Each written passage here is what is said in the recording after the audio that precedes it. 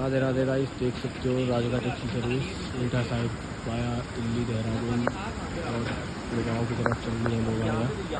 देख सकते हो भाई लोग हैं हमारे साथ में, आती जी हैं, माल जी हैं, साथियों हैं। एक नंबर नज़ारे देखो गाइस यहाँ के, क्या ज़बरदस्त है, पूरा एक नंबर नज़ारा। और यहाँ पे आपको दिखाते हैं, हम रुक गए हैं पहले ही, रोड की सफाई चल रही है, बीच में नदी है और नदी पार करके जाने में बहुत ही मशक्क़त भरा काम है।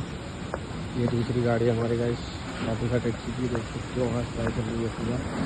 ये देखो यहाँ पे जाना है, नदी को पार करते हैं, ये पूरा रोड बना रहा है। और जो है तो आपको नज़ारा दिखाते हैं एक बार, ये देखो गाइस, ये व्यू का नज़ारा देखो। देखें गाइस, किस किस ने ऐसे नज़ारे घूमने के लिए संपर्क करें राधिका टैक्सी सर्विस के साथ। ये देखो गाइस।